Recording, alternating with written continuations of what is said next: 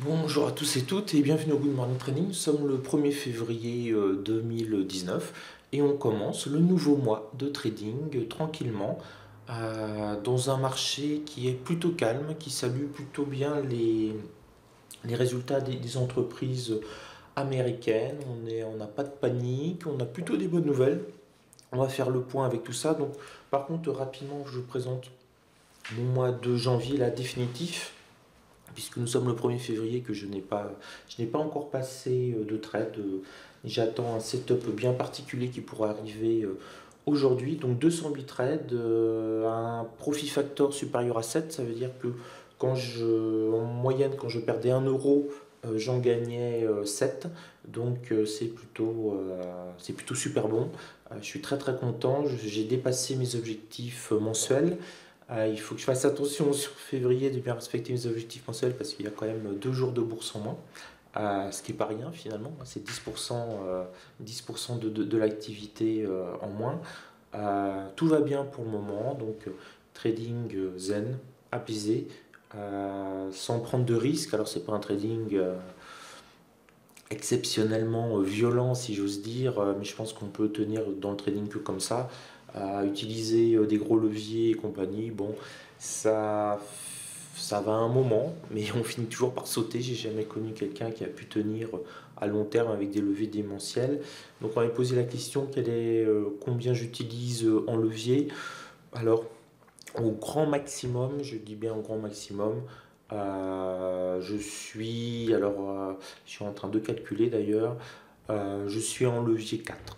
Voilà, donc quand je suis à 100 dollars le point, je suis à peu près en levier 4. Donc comme ça vous donne une idée de mon patrimoine, de ce que de ce que je peux investir en bourse.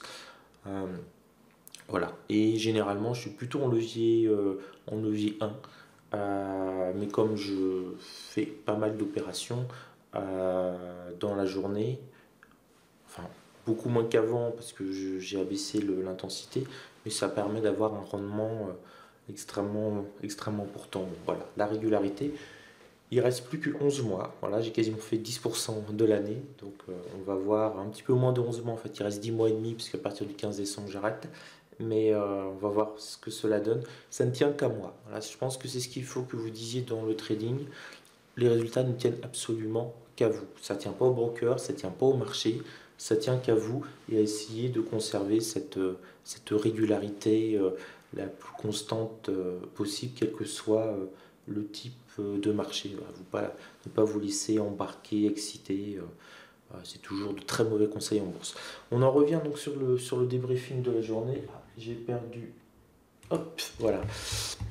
Donc aujourd'hui, on a pas mal d'indices PMI allemand, anglais, anglais surtout si vous faites le FTSE ou que vous tradez la livre sterling.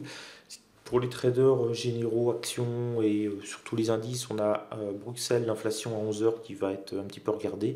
Et puis le grand classique, hein, 14h30 qui va être très attendu, les créations d'emplois, le taux de chômage aux États-Unis d'Amérique et 16 heures, l'indice ISM manufacturier.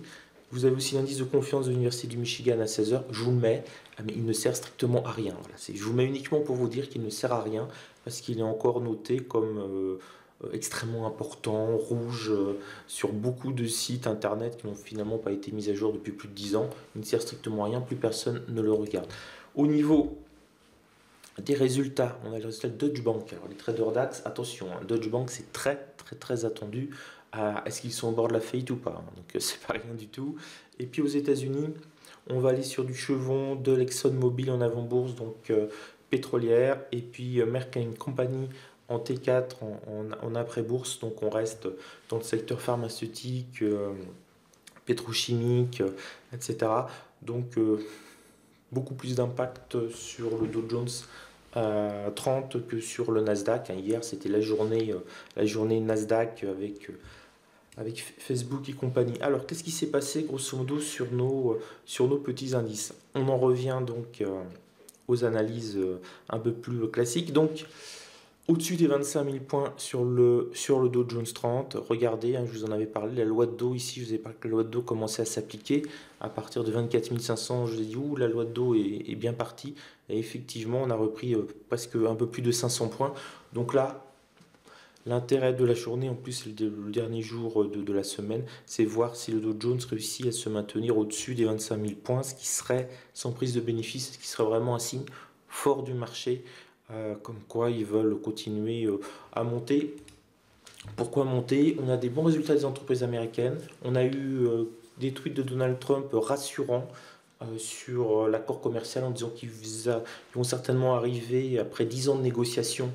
C'est à peu près ça en fait, hein. Ça fait 10 ans que les États-Unis discutent avec la Chine, arriver à un accord et que avant le mois de mars, on pourra avoir une rencontre, donc avant l'échéance qu'avait donné de Donald Trump.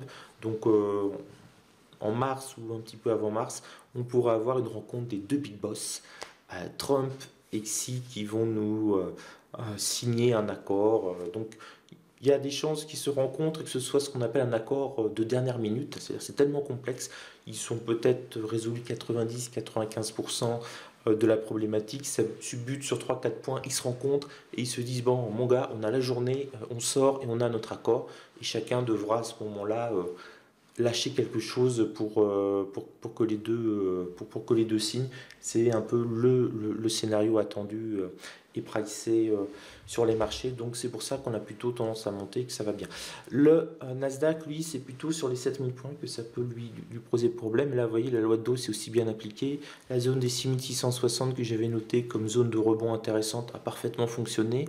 Voilà, donc maintenant sur le Nasdaq, le franchissement des 7000 points, ça peut prendre un peu plus de temps que possible. Puis bien sûr, si on reflue, on a toujours cette fameuse zone des 6660 qui correspond maintenant au point pivot mensuel. Vous voyez, c'était vraiment la zone clé de tout le mois. Là, je suis content de bien l'avoir reniflé. Pour le CAC 40, problématique pour lui, c'est un petit peu comme le Dow Jones 30. Le Dow Jones 30, c'est rester aujourd'hui au-dessus des 25 000 points. Lui, ça va être de rester au-dessus des 5 000 points. Avec, en journalier, on voit, il est très très très très beau, hein, le 1, 2, 3, 4, 5, 6. Une semaine et demie, il est vraiment très très beau le CAC 40. Il cesse de monter. Donc voilà, lui, son objectif, c'est de rester entre 4 950. Idéalement, franchir les 5000 points, finir au-dessus de 5000 points ou 5000 ou 4999 sur ce soir, ce serait aussi là un très beau signe de la force acheteuse. Par contre, si on a un reflux violent, ça veut dire qu'il y a encore beaucoup de vendeurs et que c'est pas gagné pour les pour les prochaines semaines. Sur le DAX, alors lui, il est beaucoup moins en forme, hein, on le voit. Il a eu son point haut vers les deux fois les 11 000, 11 003. Là, il est à 11 155. On a eu un reflux hier.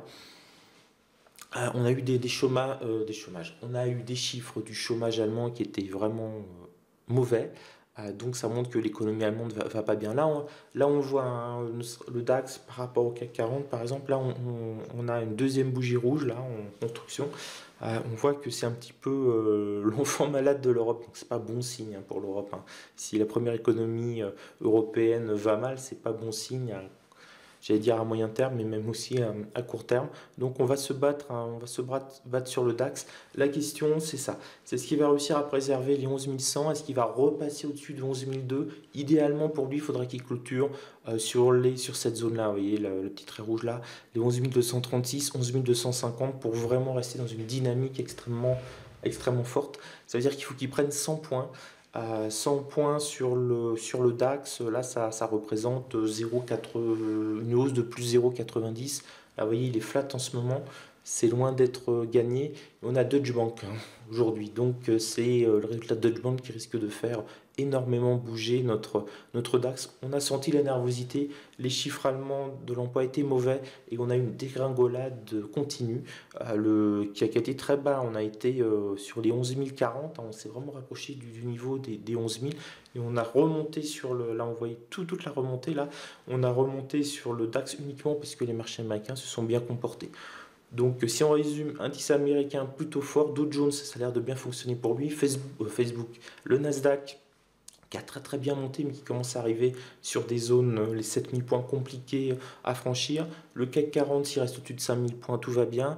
Et on a un affaiblissement du DAX par rapport, ne serait-ce qu'au CAC 40. Il a quand même du mal, lui, il n'est pas du tout sur ses plus hauts. Si on était sur ses plus hauts, il serait sur les 11 300.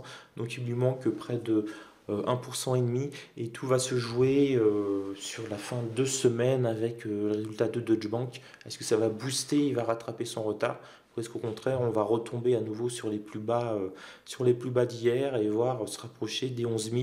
Et là on a un support mensuel à 10 950, 11 000 avec donc là une possibilité d'arrêter la baisse et de rebond possible. Donc on est sur un range de 1,5% vers le bas de 150 points en moins sur le DAX et sur son range haut, le plus haut, 150 points au-dessus. Donc vous voyez, on est vraiment à la mi... C'est bien fait la bourse. On est pile à mi-chemin entre la hausse et la baisse sur le DAX potentiellement. Deutsche Bank nous donnera certainement le sens. Voilà, sur ce, je vous laisse, je vais aller trader et je vous souhaite une belle journée. On se retrouve ce week-end, je vais faire une ou deux vidéos, je vais avoir le temps sur le trading, sur notre passion commune. Sur ce, je vous souhaite une belle journée. Ciao! Si vous êtes passionné par le trading comme moi, cliquez sur ce lien pour améliorer votre trading.